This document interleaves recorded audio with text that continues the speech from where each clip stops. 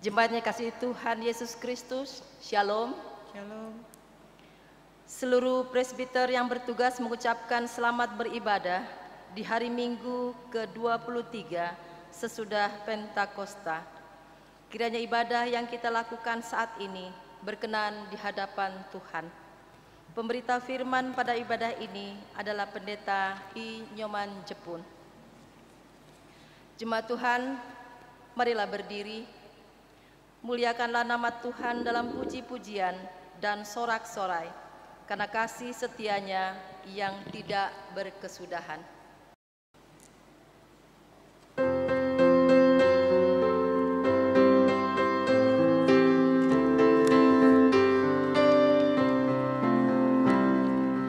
Masuklah semua menghadap Tuhan, sujud di hadirat-Nya.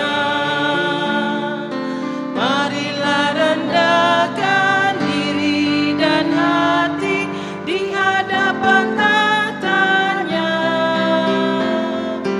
Dalam kekudusan dan kebenaran, sujudlah kepada-Nya. Muliakan Tuhan, sorak sukacita, kini dan selamanya. Bukalah hatimu, minta Roh Kudus menerangi jiwamu. Buanglah semua angku dan sombong dan mengaku dosamu. Terimalah anugerah, rahmat dan kasih dari Yesus Tuhanmu. Muliakan Tuhan, sorak sukacita, kini dan selamanya.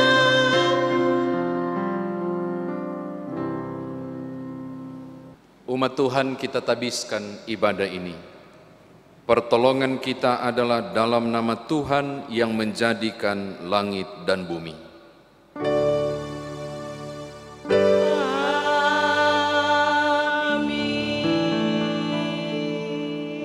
Maka kamu harus menguduskan dirimu, dan kuduslah kamu, sebab akulah Tuhan Allahmu. Demikianlah kamu harus berpegang pada ketetapanku dan melakukannya. Akulah Tuhan yang menguduskan kamu. Demikian atas pembimbing Imamat pasal 20 ayat 7 dan 8. Terimalah salam. Kasih karunia dan damai sejahtera dari Allah Bapa dan Kristus Yesus Juru Selamat kita menyertai kamu. Dan menyertaimu juga.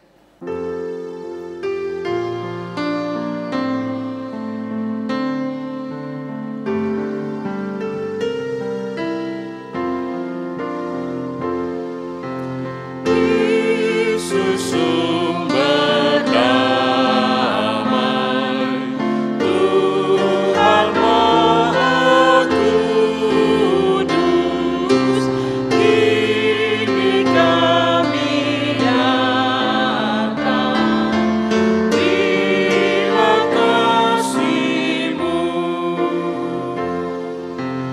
Juru Selamat kami. Hangatkanlah hati dan satukan kami dalam rahmat-Mu. Umat Tuhan, dipersilahkan duduk kembali. Jemaat Tuhan, marilah kita berdoa. Ya Bapa Maha Kuasa, kami bersyukur atas pertolongan dan berkat-Mu yang kami terima dalam kehidupan selama sepekan yang lalu.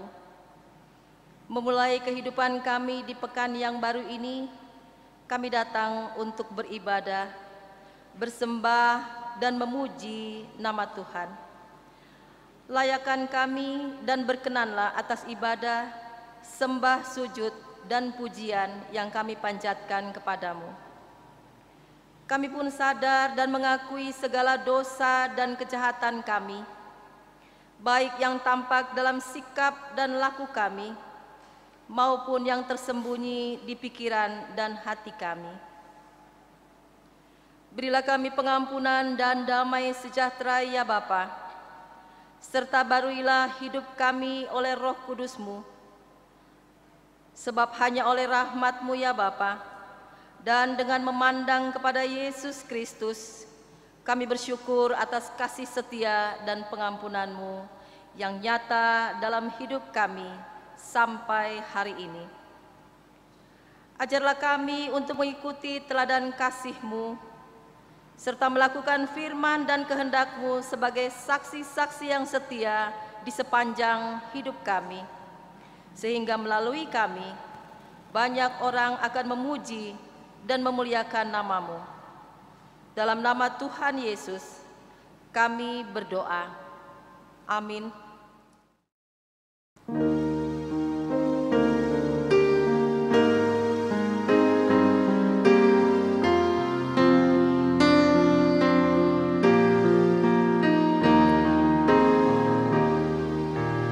Jika jiwaku berdoa kepadamu, Tuhanku, ajar aku terima saja pemberian tangan-Mu dan mengaku seperti Yesus di depan sengsaranya. Jangan kehendakku Bapa, kehendak-Mu jadilah.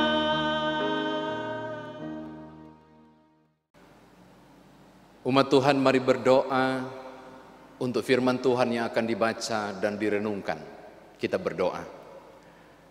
Ya Bapa, dalam Kristus Yesus kami mau mendengarkan firman-Mu dari Alkitab yang sebentar akan kami baca dan renungkan. Tuhan, tolonglah kami agar kami boleh memahami dan mengerti kekayaan firman Tuhan ini, lalu kemudian mengerjakanlah. Layakkanlah hamba-Mu dan semua umat Tuhan yang mengikuti ibadah ini untuk berada dalam kekudusan-Mu, dan berfirmanlah. Demi Yesus Kristus firman yang hidup kami berdoa. Amin.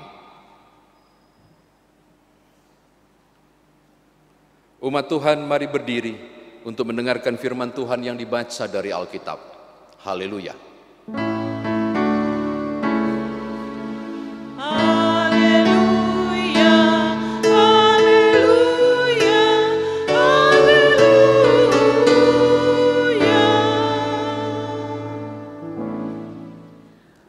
Pembacaan Alkitab hari ini dibacakan dari Kitab Imamat pasal 8 ayat 1 sampai dengan 30. Kitab Imamat pasal 8 ayat 1 sampai 30 yang menyatakan, Tuhan berfirman kepada Musa, panggillah Harun dan anak-anaknya bersama-sama dengan dia, dan ambillah pakaian-pakaian, minyak urapan, dan lembu jantan korban penghapus dosa, 2 domba jantan, dan bakul berisi roti yang tidak beragi. Lalu suruhlah berkumpul segenap umat ke depan pintu kemah pertemuan. Musa melakukan seperti yang diperintahkan Tuhan kepadanya. Lalu berkumpullah umat itu di depan kemah pertemuan. Berkatalah Musa kepada umat itu, inilah firman yang diperintahkan Tuhan untuk dilakukan. Lalu Musa menyuruh Harun dan anak-anaknya mendekat, dan dibasuhnyalah mereka dengan air. Sesudah itu dikenakannya kemeja kepadanya, diikatkannya ikat pinggang, dikenakannya gamis, dikenakannya baju efod, diikatkannya sabuk baju efod, dan dikebatkannya sabuk itu kepadanya. Dikenakannya tutup dada kepadanya, dan dibubuhnya di dalam tutup dada itu urin dan Tumim. Kemudian ditaruhnyalah serban di kepalanya, dan di atas serban itu di sebelah depan ditaruhnyalah patam emas, yakni jamang yang kudus, seperti yang diperintahkan Tuhan kepada Musa. Musa mengambil minyak urapan, lalu diurapinyalah kemah suci serta segala yang ada di dalamnya, dan dikuduskannya semuanya itu. Dipercikannyalah sedikit dari minyak itu ke mezbah 7 kali, dan diurapinya mezbah itu serta segala perkakasnya, dan juga bejana pembasuhan serta alasnya untuk menguduskannya. Kemudian dituangkannya sedikit dari minyak urapan itu ke atas kepala Harun, dan diurapinyalah dia untuk menguduskannya. Musa menyuruh anak-anak Harun mendekat, lalu dikenakannyalah kemeja kepada mereka, diikatkannya ikat pinggang, dan dililitkannya destar, seperti yang diperintahkan Tuhan kepada Musa. Disuruhnyalah membawa lembu jantan korban penghapus dosa. Lalu Harun dan anak-anaknya meletakkan tangannya ke atas kepala lembu jantan korban penghapus dosa itu. Lalu lembu itu disembelih. Lalu Musa mengambil darahnya, kemudian dengan jarinya dibubuhkannyalah darah itu pada tanduk-tanduk mezbah sekelilingnya, dan dengan demikian disucikannyalah mezbah itu dari dosa. Darah selebihnya dituangkannya pada bagian bawah mezbah. Dengan demikian dikuduskannya mezbah itu, dan diadakannya pendamaian baginya. Diambillah segala lemak yang melekat pada isi perut, umbai hati, kedua buah pinggang serta lemaknya. Lalu Musa membakarnya di atas mezbah. Tetapi lembu jantan itu dengan kulit, daging dan kotorannya dibakarnya habis di luar perkemahan, seperti yang diperintahkan Tuhan kepada Musa. Kemudian disuruhnya membawa domba jantan kurban bakaran. Lalu Harun dan anak-anaknya meletakkan tangannya ke atas kepala domba jantan itu. Domba itu disembelih. Lalu Musa menyiramkan darahnya pada mezbah sekelilingnya. Domba itu dipotong-potong menurut bagian-bagian tertentu. Lalu Musa membakar kepalanya dan bagian-bagiannya dan lemaknya. Tetapi isi perut dan betisnya dibasuh dengan air. Lalu Musa membakar seluruh domba jantan itu di atas mezbah. Itulah korban bakaran yang baunya menyenangkan, yakni suatu korban api-apian bagi Tuhan, seperti yang diperintahkan Tuhan kepada Musa. Kemudian disuruhnya membawa domba jantan yang lain, yakni domba persembahan pentahbisan. Lalu Harun dan anak-anaknya meletakkan tangannya ke atas kepala domba jantan itu. Domba jantan itu disembelih. Lalu Musa mengambil sedikit dari darahnya dan membubuhnya pada cuping telinga kanan Harun, pada ibu jari tangan kanan, dan pada ibu jari kaki kanannya. Musa menyuruh anak-anak Harun mendekat, lalu membubuh sedikit dari darah itu pada cuping telinga kanan mereka, pada ibu jari tangan kanan, dan pada ibu jari kaki kanan mereka. Lalu Musa menyiramkan darah selebihnya pada mezbah sekelilingnya. Diambilnyalah lemaknya, ekornya yang berlemak, segala lemaknya yang melekat pada isi perut, umbai hatinya, kedua buah pinggang, serta lemaknya, dan paha kanannya. Dan dari dalam bakul berisi roti yang tidak beragi yang ada di hadapan Tuhan, diambilnyalah satu roti bundar yang tidak beragi, satu roti bundar yang diolah dengan minyak, dan satu roti tipis. Lalu diletakkannya di atas segala lemak dan di atas paha kanan itu, dan ditaruhnya seluruhnya di telapak tangan Harun dan di telapak tangan anak-anaknya, dan dipersembahkannya semuanya sebagai persembahan unjukan di hadapan Tuhan. Kemudian Musa mengambil semuanya dari telapak tangan mereka lalu dibakarnya di atas mezbah, yaitu di atas korban bakaran. Itulah persembahan pentahbisan untuk menjadi bau yang menyenangkan. Itulah suatu korban api-apian bagi Tuhan. Musa mengambil dada domba itu dan mempersembahkan sebagai persembahan unjukan di hadapan Tuhan. Itulah yang didapat Musa sebagai bagian dari domba jantan persembahan pentahbisan itu, seperti yang diperintahkan Tuhan kepada Musa. Dan lagi Musa mengambil sedikit dari minyak urapan dan dari darah yang di atas mezbah itu, lalu dipercikkannya kepada Harun, kepakaiannya, dan juga kepada anak-anaknya dan kepakaian anak-anaknya. Dengan demikian ditahbiskannya Harun, pakaiannya, dan juga anak-anaknya dan pakaian anak-anaknya. Demikianlah pembacaan Alkitab. Hendaklah firman Tuhan diam dengan segala kekayaannya di antara kamu, dan ucaplah syukur kepada Allah.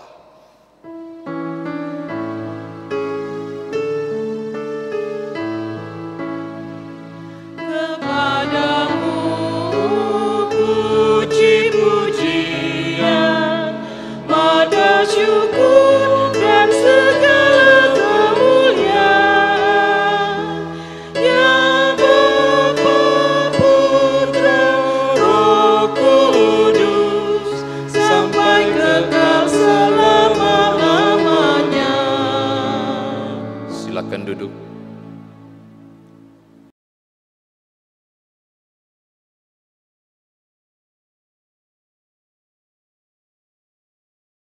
Shalom Bapak Ibu Saudara.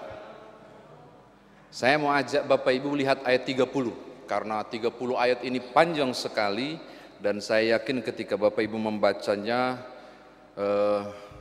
dahi mengerut, keningnya naik. Ini apa maksudnya? Jadi tolong baca ayat 30, saya bacakan untuk saudara. Dan lagi Musa mengambil sedikit dari minyak urapan dan dari darah yang di atas mezbah itu, lalu dipercikkannya kepada Harun, kepakaiannya, dan juga kepada anak-anaknya dan kepakaian anak-anaknya. Dengan demikian ditabiskannya Harun, pakaian, dan juga anak-anaknya dan pakaian anak-anaknya. Jadi kita simpulkan berdasarkan ayat 30 yang dibaca dari ayat 1 Imamat pasal 8 hingga ayat 30 adalah suatu upacara pentabisan 4 hal. Yang pertama Harun sebagai imam besar, yang kedua pakaiannya imam besar, yang ketiga anak-anak Harun sebagai imam, dan yang keempat pakaian para imam. Jadi proses yang disebutkan panjang lebar tadi adalah proses pentabisan 4 hal dalam rangka melayani di kemah pertemuan, yang kemudian tradisi ini dipertahankan sampai bait Allah didirikan sekalipun proses ini tetap dilakukan. Nah Bapak Ibu, saya mau berbagi dengan saudara pada beberapa hal yang dibacakan tadi. Paling tidak saya menemukan ada 6 jenis dari pakaian itu. Ada tutup dada, ada baju efod, lalu ada ikat pinggang, ada gamis yang cukup panjang, lalu di dalam gamis itu ada kemeja putih seperti yang saya pakai saat ini tapi bentuk kemeja, lalu ada serban yang di kepala, lalu ada ikat pinggangnya. Nah saya mau berbagi beberapa hal untuk saudara kenal. Sebentar akan tampil di layar Bapak Ibu beberapa jenis pakaian imam yang akan diperlihatkan. Bagaimana topi atau serbam, saya lebih cenderung menyebutnya seperti topi. Kalau tertutup dia, nanti ada di gambar di sebelah sini itu.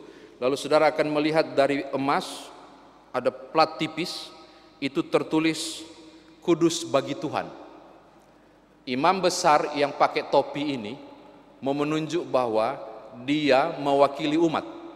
Karena itu cuma dia yang dianggap kudus, yang boleh mewakili umat. Makanya dia menggunakan perlengkapan itu. Saat Harun menghadap Tuhan, tanpa topi itu dia nggak layak masuk ruang maha kudus. Oh ini penting, bisa mati dia. Maka dia harus menggunakan perlengkapan itu yang kudus bagi Tuhan.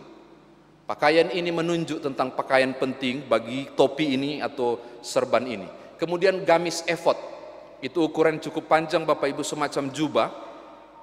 Lalu di bagian bawah, sayang tidak terlihat, nah akan ditampilkan di gambar nanti. Bapak Ibu, modelnya itu menarik. Di bawah itu ada semacam apa ya, gering punya bunyi-bunyi, itu bunyi-bunyi dia dari logam emas.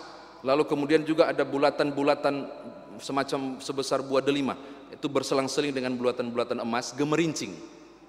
Ketika dia masuk dan jalan, dia bunyi kring kring, itu bunyi. Dan ketika bunyi itu tanda bahwa imam besar masuk di ruang Maha Kudus. Saya tidak tahu bagaimana prosesnya secara spiritual melihat ruang Maha Kudus. Mungkinkah ada malaikat Tuhan yang berjaga di sekitar mesbah itu, tabut itu? Nggak boleh sembarang yang sentuh, yang boleh sentuh cuma imam itu. Jadi barangkali setelah itu bunyi ting ting ting, tanda dia masuk, dia aman masuk. Lagi-lagi, jika tidak ada bunyi itu, yang masuk itu pasti mati, karena yang boleh masuk itu cuma imam besar. Lalu kita dapat baju efod yang warna ungu disalin dengan berbagai jenis kain yang lain, ada berwarna emas dan seterusnya. Itu yang tertarik saya adalah penangkal di dada ini, semacam perisai di depan itu, di bagian depan itu ada ditaruh di dada. Itu semua ada 12 titik perhiasan yang mewakili 12 suku. Jadi simbolnya ketika imam masuk, dia mau bilang begini, Tuhan, aku datang mewakili umatmu yang ada 12 suku itu. Jadi dibuat sedemikian rupa supaya imam itu representatif dari umat. Penutup dada itu yang saya sebut tadi itu terbuat dari permata Bapak Ibu, 12 itu, dan masing-masing punya nama. Saya punya catatan di sini. Ada perwakilan 12 jenis permata. Ada yaspis merah, ada krisolit, ada malakit, mana lagi? Ada lasurit, ada yaspis hijau, ada krisporas, ada nefrit, dan jenis permata. Gara-gara teks ini dan saya buka buku tafsiran, baru saya tahu ternyata begitu banyak jenis permata di dunia ini. 12 diantaranya dipakai untuk mewakili 12 suku. Ikat pinggang dan seterusnya, pokoknya pakaian itu sangat penting. Bapak Ibu, mengapa pakaian imam besar diatur secara detail? Saya ulangi, mengapa diatur secara detail oleh Tuhan? Karena imamlah yang dikhususkan untuk menghadap Tuhan, dan Tuhan mau dia diperlengkapi secara berbeda dari manusia yang lain, dari imam yang lain. Si imam besar ini dikhususkan dan spesial. Hanya dialah yang bisa menjumpai Allah dan mewakili umat di luar. Para imam yang lain nggak bisa. Imam yang lain itu cuma ada di ruangan kudus. Sementara khusus ruang Maha Kudus itu yang boleh masuk satu orang, Harun, imam besar itu. Ini catatan saya yang pertama. Yang kedua, Bapak Ibu silakan lihat, baca ulang-ulang walaupun barangkali nggak dimengerti. Bapak Ibu lihat ayat 14, ayat 15, ayat 22, 23, 24, lalu kemudian 28, 29. Itu proses pentabisan melalui memercikkan darah, dan darah itu simbol pengampunan. Paling pertama di ayat 14 dan 15. Imam besar itu si Harun tidak pernah ditabiskan sebelum diampuni dosanya. Jadi dia dikhususkan, dimurnikan, dan dikuduskan. Ayat 14-15. Dia harus bersih dulu. Ditandai dengan dikasih siram dulu sama Musa kan, dengan air. Tapi ayat 14-15 mereka diampuni dosa dulu. Dibikin tanda perdamaian dulu. Makanya dia dan anak-anaknya harus tumpang tangan itu domba. Domba atau kerbau? Lembu. Tumpang tangan itu berarti Tuhan, ini saya. Ini korban pendamaianku, tolong diterima. Itu maksudnya. Dan mereka harus berdamai dulu dengan Allah.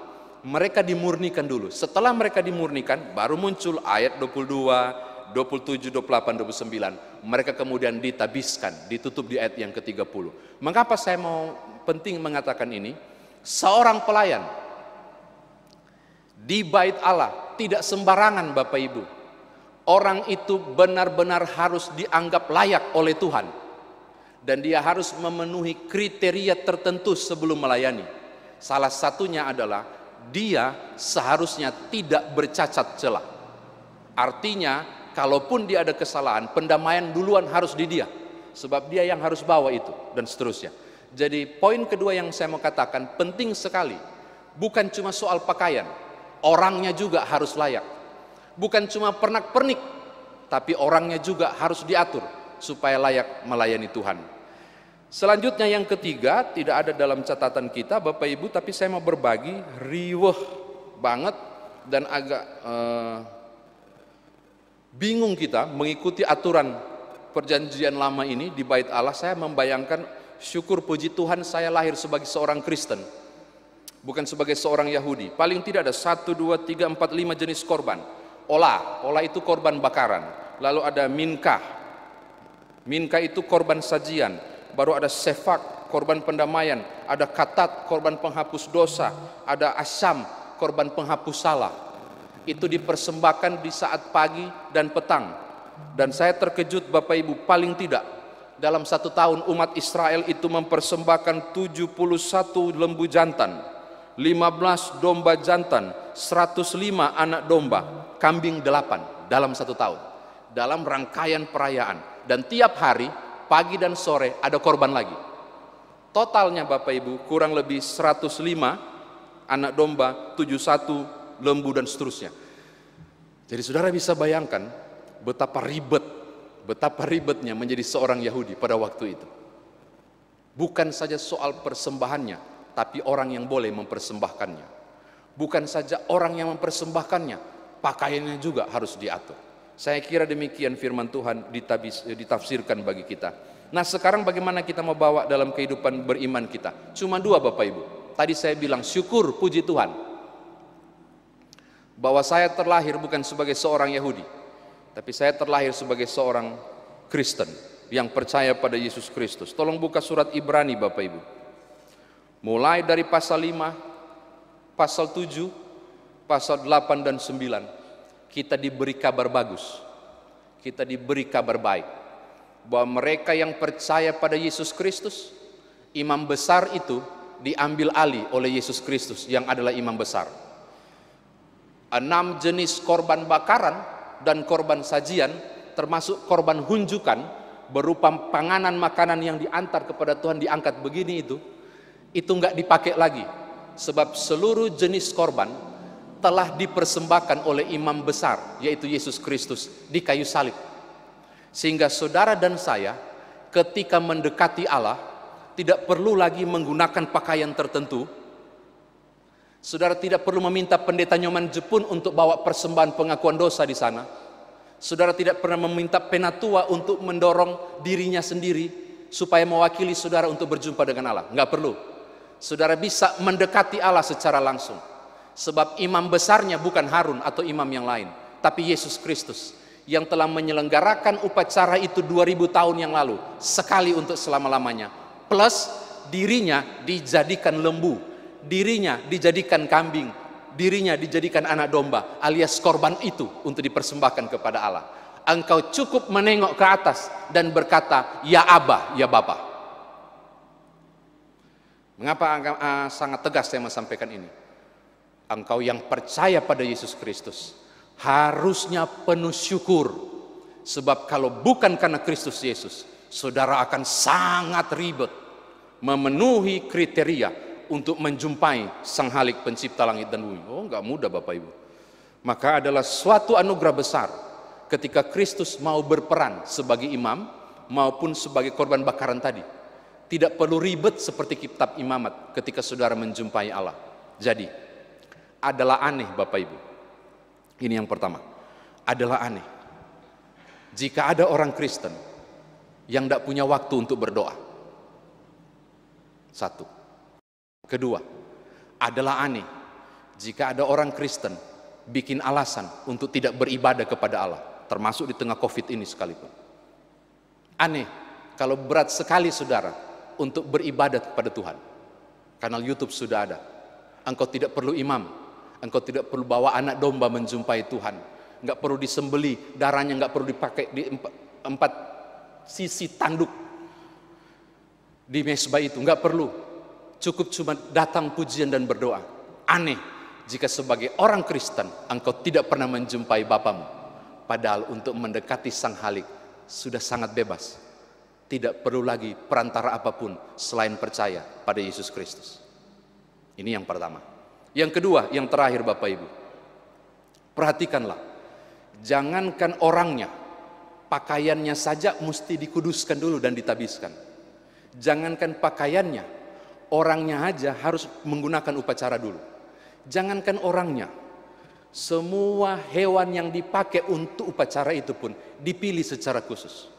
Saya mau bilang apa Bapak Ibu? Betapa mendekati Tuhan jangan sambarang. Seharusnya hal-hal yang terbaiklah ketika engkau menjumpai Allah.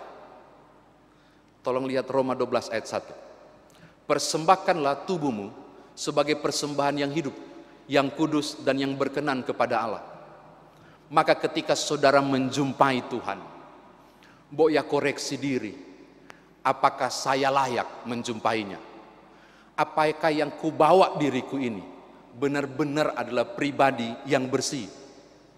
Kan sederhana seperti itu. Ketika saudara menjumpai Tuhan, entah dalam bentuk memberi waktu, tenaga, keahlian saudara, apakah sumbernya layak atau tidak? Simple, saudara beri persembahan dalam bentuk uang sekalipun, apakah itu layak memang dipersembahkan kepada Tuhan? Apa benar engkau peroleh dari hasil yang tepat, bukan hasil dosa? Jadi saya mau bilang begini Bapak Ibu, engkau menjumpai Allah, seharusnya juga menjumpainya secara khusus dalam kondisi tubuh jiwa saudara murni dan berkenan kepada Allah. Makanya saya mau bilang begini, makanya walaupun Bapak Ibu cuma mengakses ibadah itu melalui video penuntun di YouTube, paling tidak seolah-olah saudara ada di gereja. Paling tidak saudara seakan berjumpa dengan bupati. Paling tidak saudara sedang berjumpa dengan petinggi. Maka ketika beribadah sekalipun, walaupun di rumah, ya coba yang rapilah. Sebagai bentuk apa? Penghormatanku kepada Allah. Sebab yang saya jumpai bukan penguasa daerah, tapi penguasa dunia ini. Ini soal attitude, ini soal etika, dan soal cara pandang saudara menghargai Tuhan alam. Mari bersyukur sebab Bapak Ibu dan saya sungguh-sungguh dimudahkan menghadap Allah. Syukur berarti saudara siap untuk tiap waktu punya kesempatan menghadap Tuhan dengan cara yang benar. Tuhan berkati Bapak Ibu sekalian. Haleluya. Amin.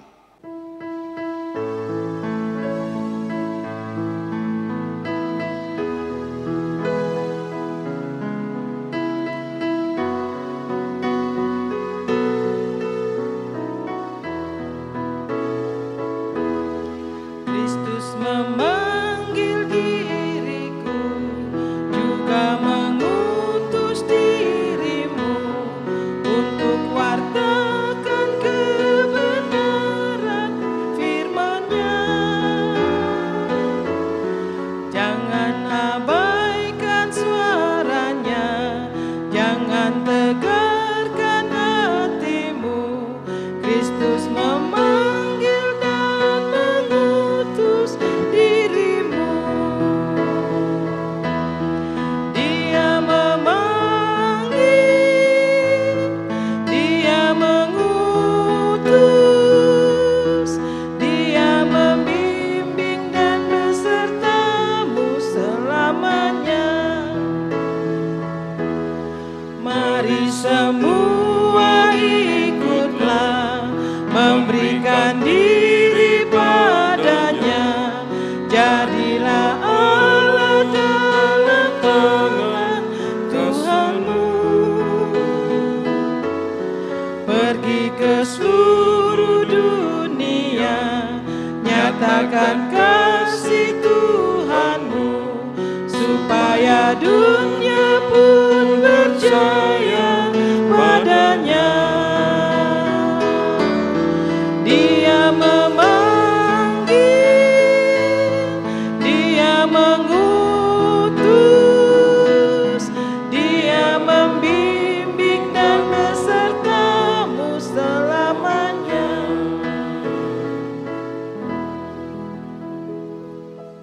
Saudara umat Tuhan, mari berdiri bersama dengan seluruh orang percaya di segala tempat dan abad. Mari kita ikrarkan pengakuan iman rasuli, masing-masing kita berkata, Aku percaya kepada Allah, Bapa yang Maha Kuasa halik langit dan bumi, dan kepada Yesus Kristus, anaknya yang tunggal Tuhan kita, yang dikandung daripada Roh Kudus, lahir dari anak darah Maria, yang menderita di bawah pemerintahan Pontius Pilatus, disalibkan, mati dan dikuburkan, turun ke dalam kerajaan maut, pada hari yang ketiga bangkit pula dari antara orang mati, naik ke sorga, duduk di sebelah kanan Allah, Bapa yang Maha Kuasa, dan akan datang dari sana untuk menghakimi orang hidup dan yang mati. Aku percaya kepada Roh Kudus, gereja yang kudus dan am, persekutuan orang kudus, pengampunan dosa, kebangkitan daging, dan hidup yang kekal. Silakan duduk. Bapak Ibu Saudara, mari kita satu dalam doa syafaat. Kita berdoa. Segala puji syukur kami naikkan kepadamu ya Bapa dalam Kristus Yesus Juru Selamat kami. Penyertaan Tuhan sepekan lamanya mengantar kami memasuki pekan yang baru di hari Minggu ke-23 sesudah Pentakosta. Kami bersyukur, terpujilah namamu, bahkan firman Tuhan telah kami dengar yang mengingatkan kami, yang mengajarkan kami bagaimana seharusnya kami berperilaku ketika menghadap Tuhan, ketika kami melayani Engkau, sebagaimana melihat betapa sulit dan tidak mudahnya aturan-aturan itu diatur oleh Tuhan bagi Harun dan anak-anak. Tapi kami bersyukur pula kami punya Yesus Kristus Tuhan Juru Selamat yang telah mengambil tugas imam besar menjadi imam besar yang agung, sekaligus yang membawa korban untuk kami, sehingga kami dimudahkan untuk menjumpai Engkau. Maka sekarang ajarkanlah kami untuk membawa hidup kami tetap layak di hadapan Tuhan. Entah ketika kami terlibat dalam pelayanan, ataupun ketika kami datang sebagai umat menghadap Tuhan. Kemudahan ini tidak berarti kami pula mengabaikan beberapa hal secara teknis, paling tidak menjaga hidup kami layak, atau menyiapkan segala sesuatu, supaya berjumpa dengan Tuhan, segala sesuatu disiapkan dengan sungguh. Terima kasih Bapa, terpujilah nama Tuhan. Di syafaat ini hamba berdoa dan menyerahkan Indonesia, Sumatera Selatan, Palembang ke dalam tangan pengasihan Tuhan. Berkatilah pemerintah kami, berkati bangsa ini, berkati tiap-tiap orang yang sedang berupaya dengan berbagai cara, mulai dari pemerintahan pusat hingga ke daerah, khususnya menghadapi kondisi pandemi ini. Bapa terima kasih, terpujilah namamu.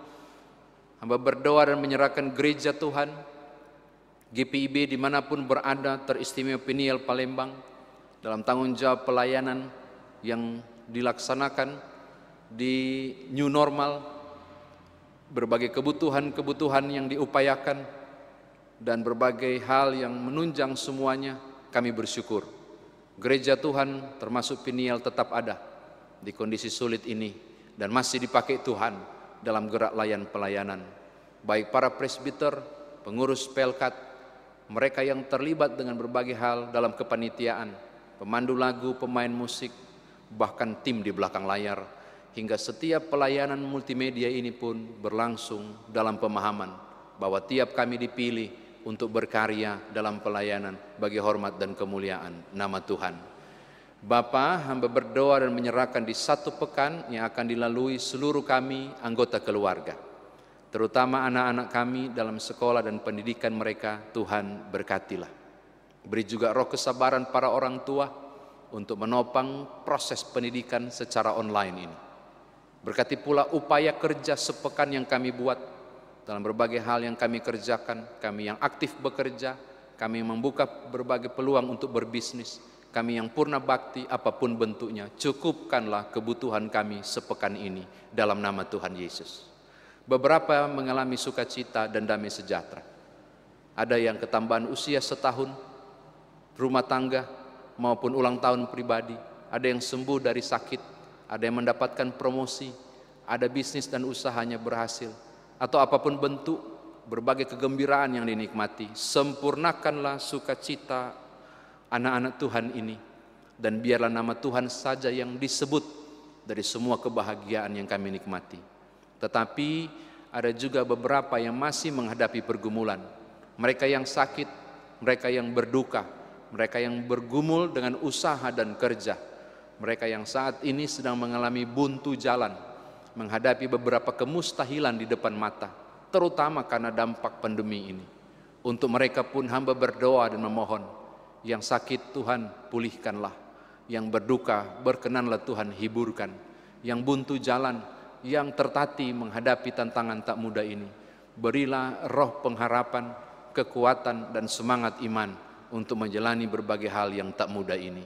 Terima kasih Bapa, terpujilah namamu, ini syafaat kami, ini mohon hati kami, demi Tuhan Yesus Juru Selamat yang mengajar kami berdoa. Bapa kami yang di sorga, dikuduskanlah namamu, datanglah kerajaanmu, jadilah kehendakmu di bumi seperti di sorga. Berilah kami pada hari ini makanan kami yang secukupnya, dan ampunilah kami akan kesalahan kami, seperti kami juga mengampuni orang yang bersalah kepada kami. Dan janganlah membawa kami ke dalam pencobaan, tetapi lepaskanlah kami daripada yang jahat.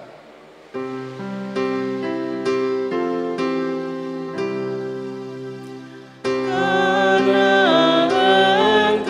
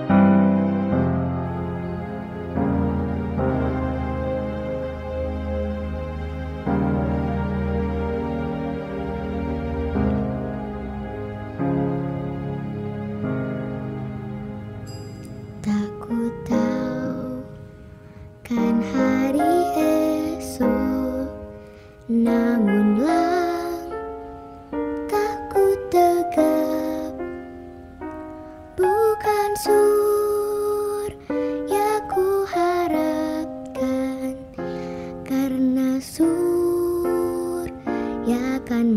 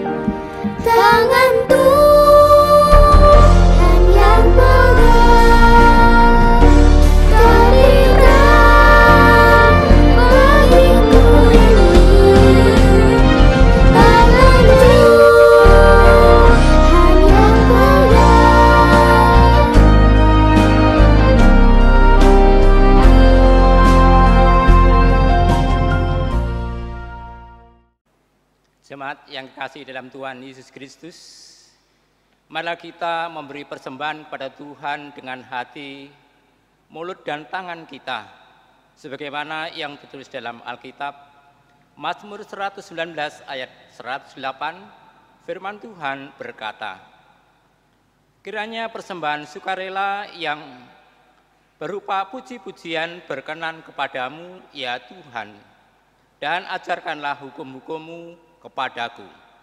Demikian firman Tuhan. Tuhan memberkati kita dan persembahan kita.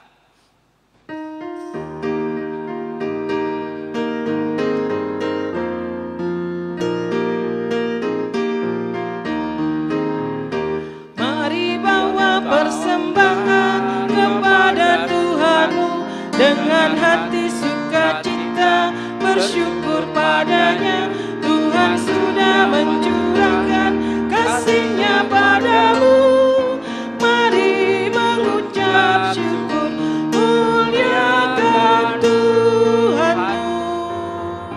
Pujilah namanya, bawalah persembahanmu dengan sukacita padanya.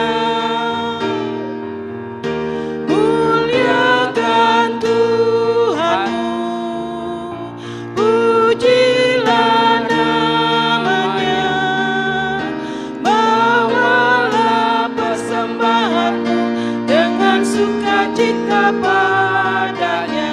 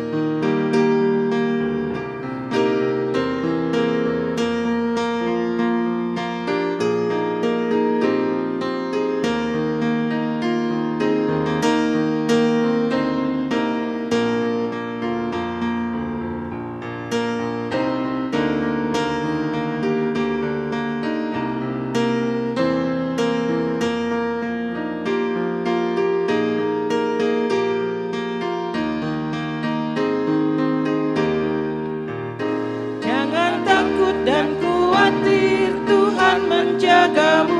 Kau tak akan kekurangan di dalam hidupmu. Apapun yang kau butuhkan diberikan Tuhanmu. Mari mengucap syukur, muliakan Tuhanmu. Pujilah namanya, bawalah persembahanmu dengan sukacita padanya. Muliakan Tuhanmu, pujilah namanya, bawalah persembahanmu dengan sukacita padanya.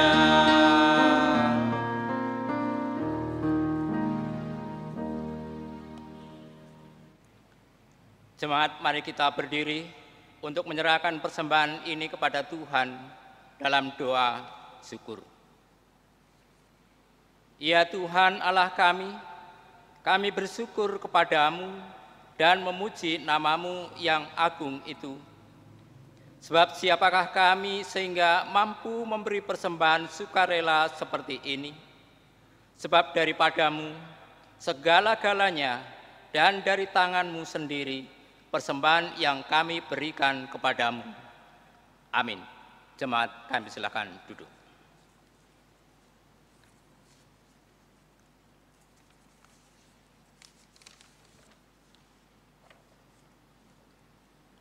Ringkasan warta jemaat. Segenap presbiter yang bertugas mengucapkan terima kasih kepada seluruh warga jemaat yang telah mengikuti rangkaian ibadah hari Minggu ke-23 sudah Pantikusta tanggal 8 November 2020 di rumah masing-masing. Kami akan membacakan ringkasan warta jemaat dalam sepekan ini yang antara lain. Ucapan terima kasih. Majelis Jemaat GPIB Peniel Palembang mengucapkan ucapan terima kasih atas sumbangan untuk keluarga diakonia yang telah diterima dari satu keluarga Jepun Aipasa berupa minyak sayur 17 bungkus, kedua dari keluarga Sabto Adi berupa beras 20 karung A5 kilo, minyak sayur 24 bungkus. Doa kami kiranya Tuhan Yesus Kristus yang adalah sumber berkat memberkati keluarga Jepun Aipasa dan keluarga Sabto Adi. 2. Ulang tahun. Majelis Jemaat GPIB Peniel Palembang mengucapkan selamat ulang tahun dan selamat berbahagia kepada keluarga jemaat yang berulang tahun dalam pekan ini. Tuhan memberkati dan menyempurnakan kebahagiaan Bapak, Ibu, dan saudara-saudari. Ketiga, persembahan. Bagi Bapak, Ibu yang sudah memberikan persembahan, maka persembahan yang telah dikumpulkan dapat diantar langsung ke kantor majelis jemaat atau melalui nomor rekening GPIB Peniel Palembang. Ibadah selanjutnya tetap dilakukan di rumah masing-masing. Kami mengucapkan terima kasih kepada seluruh jemaat yang tetap menjalani protokol kesehatan sesuai arahan pemerintah, yaitu 3M. 1. Memakai masker. 2. Menjaga jarak. 3. Mencuci tangan dengan sabun.